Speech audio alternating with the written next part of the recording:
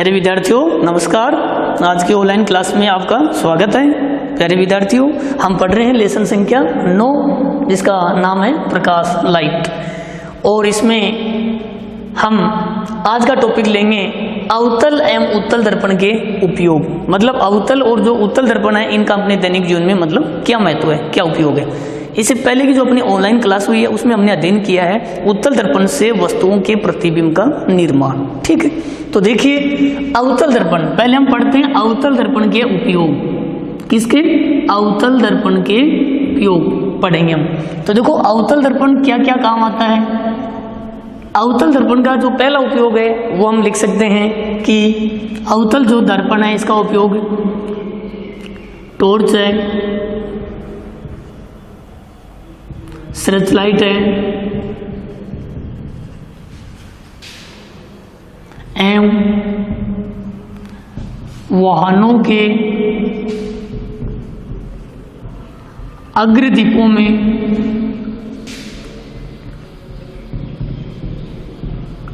किया जाता है।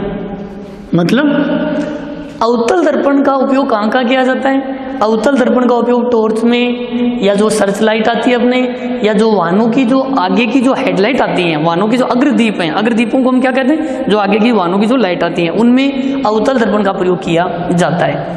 तो यह अवतल दर्पण का पहला उपयोग। कई बार एग्जाम में प्रश्न पूछ लेते हैं कि वाहनों की हेडलाइट में कौन सा दर्पण प्रयुक्त किया जाता है, तो आप ध्यान रखना अवतल दर्पण का प्रयोग किया जाता है। ठीक है, अब अवतल दर्पण ही क्यों लेते हैं, आपसे कारण पूछ लें।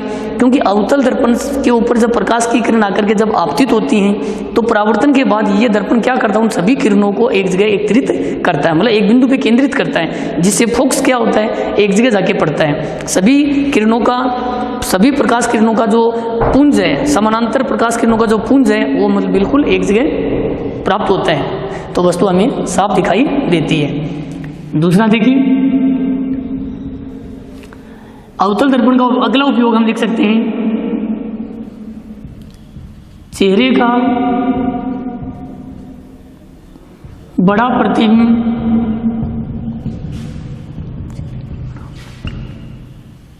देखने के लिए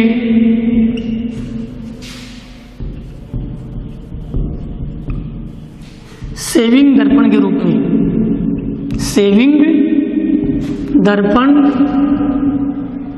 के रूप में,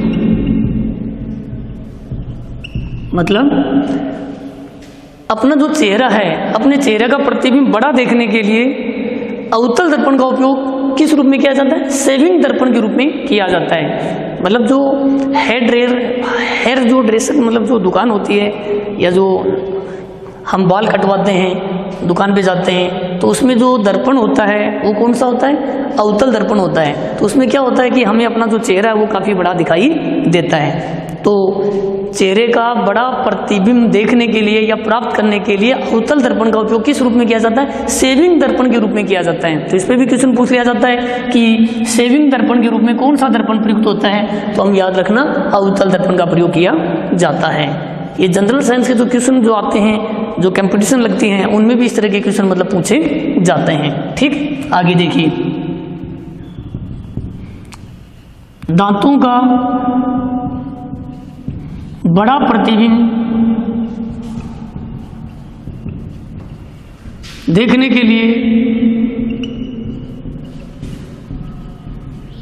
दांतों का बड़ा प्रतिबिंब देखने के लिए दंत जो विशेषज्ञ हैं चिकित्सा के क्षेत्र में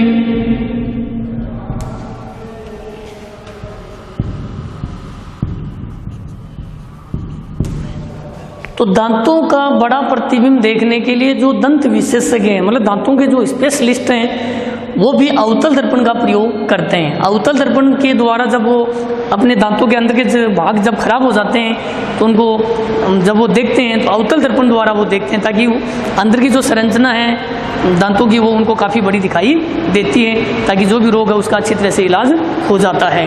तो दांतों का बड़ा प्रतिबिंब देखने के लिए या प्राप्त करने के लिए दंत विशेषज्ञ चिकित्सा के क्षेत्र में कौन से दर्पण का प्रयोग करते हैं? अवतल दर्पण का प्रयोग करते हैं। मतलब अवतल दर्पण के द्वारा ऐसे अपने शरीर के भाग जहाँ तक हम देख नहीं सकते हैं या पहुँचा नहीं जा सकता है, तो अवतल दर्पण द्वारा उनका अध्ययन किया जाता है। चौथा देखिए, अवतल दर्पण के और क्या क्या उपयोग है? ध्यान रखना, अवतल दर्पण का उपयोग है सौर कुकर, सौर भट्टियों में, सौर कुकर मतलब सौर कुकर एक ऐसा उपकरण है कि जिसमें लिक्विड मतलब खाना तैयार किया जाता है सूर्य की रोशनी में रख करके। तो सौर कुकर में अवतल दर्पण होता है। तो सौर कुकर के अंदर अवतल दर्पण लगा रहता है और उस दर्पण को किधर रखा जाता है? जिधर सूर्य की रोशनी आती है, सूर्य की रोशनी के सामने, ताकि प्रकाश की किरण दर्पण से टकरा करके नीचे जो लिक्विड जो पदार्थ भरा है उसके ऊपर जाके गिरती है। तो वो जो लिक्विड पदार्थ है वो सूर्य की जो रोशनी है, जो प्रकाश आता है, तो उसे वो धीरे धीरे गर्म होकर तैयार हो जाता है। तो सौर कुकर, इसी प्रकार सौर भट्टियों में धातुओं को क्या किया जाता है? धातुओं को शुद्ध किया जाता है, उनको गलाया जाता है, उनको गर्म किया जाता है। तो सौर भट्टी के अंदर भी किसका प्रयोग किया जाता है? अवतल दर्पण का प्रयोग किया जाता है। तो सौर कुकर और सौर भट्टियों में कौन सा दर्पण काम आता है? अवतल दर्पण काम आता है। अब पूछ लेते हैं कि अवतल दर्पण इनमें काम क्यों होता है? क्योंकि अवतल दर्पण पे जब प्रकाश की किरण आकर के आपतित होती हैं जितनी भी, तो परावर्तन के बाद वो सभी किरणें एक बिंदु पे फोकस हो जाती है, मतलब एक जगह केंद्रित हो जाती है, और एक जगह केंद्रित होने से उन सबके प्रभाव से वो द्रव्य, वो लिक्विड पदार्थ क्या हो जाता है? आसानी से गर्म हो जाता है। आगे देखिए, अवतल दर्पण के और क्या क्या उपयोग है? अवतल जो दर्पण है इसका जो प्रयोग है वो हम लिख सकते हैं कि ये जो मतलब ये जो डिश जो एंटीना होता है अपना, डिश एंटीना, हम छत के ऊपर जो डिश एंटीना लगाते हैं तो उस डिश एंटीना में भी कौन सा दर्पण काम आता है? अवतल दर्पण ही काम आता है। ध्यान रखना, सैटेलाइट डिश एंटीना, या हम लिख देते हैं सैटेलाइट, सैटेलाइट डिश एंटीना में भी अवतल दर्पण का प्रयोग किया जाता है। इसी प्रकार एक उपयोग और है परावर्तक टेलीस्कोप, परावर्तक टेलीस्कोप जो उपकरण है, परावर्तक टेलीस्कोप में भी अवतल दर्पण का प्रयोग किया जाता है। तो प्यारे विद्यार्थियों, आपसे पूछेंगे अवतल दर्पण के क्या क्या उपयोग हैं, तो ये 5-6 उपयोग आप लिख सकते हो, और इन्हीं में से छोटा क्वेश्चन बनाकर भी एग्जाम में पूछ लिया जाता है। जैसे पूछ लेते हैं कि सेविंग दर्पण में कौन सा दर्पण काम आता है, तो आप उत्तर लिखोगे अवतल दर्पण। सौर कुकर में कौन सा दर्पण है? अवतल दर्पण। दंत विशेषज्ञ दांतों का बड़ा प्रतिबिंब देखने के लिए कौन सा दर्पण लेता है? अवतल दर्पण काम में लेता है। वाहनों की जो हेडलाइट है, अग्रदीप हैं, उनमें कौन सा दर्पण काम आता है? अवतल दर्पण काम आता है। तो ये है अवतल दर्पण के उपयोग। ठीक है, आगे देखिए, आगे हम पढ़ते हैं उत्तल दर्पण के उपयोग। कौन से दर्पण के? उत्तल दर्पण के उपयोग। अब हम पढ़ेंगे उत्तल दर्पण के उपयोग। तो उत्तल जो दर्पण होता है ये क्या काम आता है? इसका मुख्य उपयोग ध्यान रखना कि वाहनों में जो ड्राइवर होता है, वाहनों में जो ड्राइवर है, जो चालक है, पीछे का दृश्य देखने के लिए, पीछे का दृश्य देखने के लिए इस दर्पण का उपयोग करता है। तो वाहनों में ड्राइवर के बगल में जो दर्पण लगा रहता है साइड में, तो वो उत्तल दर्पण होता है। तो ड्राइवर उस उत्तल दर्पण के द्वारा क्या होता है, पीछे की जो काफ़ी दूर की जो वस्तुएं हैं उनको दर्पण में आसानी से देख सकता है, ताकि किसी प्रकार की कोई दुर्घटना नहीं होती है। तो वाहनों में ड्राइवर पीछे का दृश्य देखने के लिए उत्तल दर्पण का प्रयोग करता है, पश्चिम दृश्य दर्पण के रूप में किया जाता है। दूसरा आप लिख दो, नई एटीएम मशीनों में, नई एटीएम जो मशीन है उनमें भी उत्तल दर्पण का प्रयोग किया जाता है। तो आजकल जो नई एटीएम मशीन आ रही है उनमें उत्तल दर्पण लगा दिया जाता है। क्यों? ताकि जो ग्राहक है उसको पीछे का दृश्य आसानी से दिखाई दें। ठीक है, पैसे निकालते समय वो मतलब पीछे भी नज़र रख सकता है। ठीक है, तो नई एटीएम मशीनों में भी उत्तल दर्पण का प्रयोग किया जाता है। कई बार एटीएम की फुल फॉर्म पूछ लेते हैं ऑटोमेटिक टेलर मशीन, ये एटीएम की फुल फॉर्म है। तो नई एटीएम मशीनों में भी उत्तल दर्पण का प्रयोग किया जाता है। इसके अलावा जो स्ट्रीट जो लाइट होती है, कौन सी? स्ट्रीट लाइट, स्ट्रीट जो लाइट हैं उनमें भी उत्तल दर्पण का प्रयोग किया जाता है। जो स्ट्रीट जो लाइट होती है सड़क के ऊपर, उनके अंदर भी किसका प्रयोग किया जाता है? उत्तल दर्पण का प्रयोग किया जाता है। क्योंकि उत्तल दर्पण पर जब प्रकाश की किरण आकर गिरती है तो वो क्या करता है, उसको अपसारित कर देता है, उन किरणों को फैला देता है, ताकि दूर दूर तक प्रकाश हो जाता है और दूर दूर तक वस्तुएं नजर आ जाती हैं। इसके अलावा किसी बड़ी इमारत, किसी बड़ी इमारत मतलब बड़ी कोई बिल्डिंग है एवं या कोई बड़ा वृक्ष है, कोई बड़ा पेड़ है, तो किसी बड़ी इमारत एवं वृक्ष का पूर्ण प्रतिबिंब देखने के लिए भी किसका प्रयोग किया जाता है?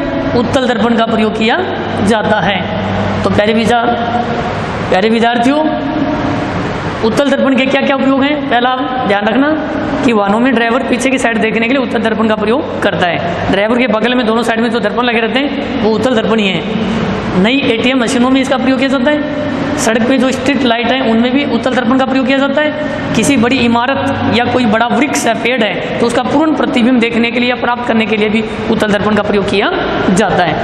प्रिय विद्यार्थियों, उत्तल दर्पण पे एक क्वेश्चन और इम्पोर्टेंट बनता है कि वाहनों में ड्राइवर पीछे का दृश्य देखने के लिए उत्तल दर्पण को वरीयता क्यों देता है, मतलब उत्तल दर्पण का प्रयोग क्यों करता है, अवतल दर्पण का प्रयोग क्यों नहीं करता है? तो इसके पीछे कारण क्या है? तो ध्यान रखना, वाहनों में ड्राइवर पीछे का दृश्य देखने के लिए उत्तल दर्पण का उपयोग इसलिए करता है कि एक तो ये जो उत्तल दर्पण है, इससे वस्तुओं के जो प्रतिबिंब वो कैसे बनते हैं? आभासी, सीधे व वस्तु से छोटे बनते हैं। उत्तल दर्पण से वस्तु के प्रतिबिंब आभासी, सीधे व वस्तु से छोटे बनते हैं। एक कारण तो ये है, ठीक है। एक दूसरा कारण ये कि ये जो उत्तल दर्पण है, उत्तल दर्पण के द्वारा पीछे का एक बड़ा दृश्य हम आसानी से देख सकते हैं। उत्तल दर्पण के द्वारा ड्राइवर अपने पीछे के बहुत दूर के हिस्से को आसानी से देख सकता है, ठीक है, ताकि किसी प्रकार की दुर्घटना नहीं होती है। इसके अलावा ये जो उत्तल दर्पण है ये थोड़ा बाहर की ओर क्या होता है? वक्रित होता है। क्या होता है? बाहर की ओर वक्रित, मतलब बाहर की ओर थोड़ा मुड़ा हुआ होता है। इसी कारण ड्राइवर वाहनों में पीछे का दृश्य देखने के लिए उत्तल दर्पण का प्रयोग करता है। तो ये क्वेश्चन एग्जाम में काफ़ी बार पूछा जाता है, या जो अपनी सड़क सुरक्षा है उसमें भी ये क्वेश्चन पूछा जाता है कि ड्राइवर वाहनों में पीछे का दृश्य देखने के लिए उत्तल दर्पण को वरीयता क्यों देता है, इसका क्या कारण है? तो इसका पहला कारण तो ये लिख देना कि उत्तल दर्पण के द्वारा पीछे की जो बहुत दूर की जो वस्तुएं हैं वो ड्राइवर को आसानी से पास में दिखाई देती हैं। मतलब उत्तल दर्पण द्वारा पीछे के बहुत बड़े दृश्य को आसानी से देखा जा सकता है। दूसरा, उत्तल दर्पण से वस्तुओं के प्रतिबिंब आभासी, सीधे बनते हैं और छोटे बनते हैं। और ये उत्तल दर्पण है ये थोड़ा बाहर की ओर क्या होता है? थोड़ा मुड़ा होता है, मतलब वक्रित होता है। ये इसके कारण है। तो प्यारे विद्यार्थियों, आज की ऑनलाइन क्लास में हमने किसका अध्ययन किया है? अवतल एवं उत्तल दर्पण के उपयोग, इनका हमने अध्ययन किया है। तो आज की ऑनलाइन क्लास में विद्यार्थियों इतना ही काफ़ी है। धन्यवाद।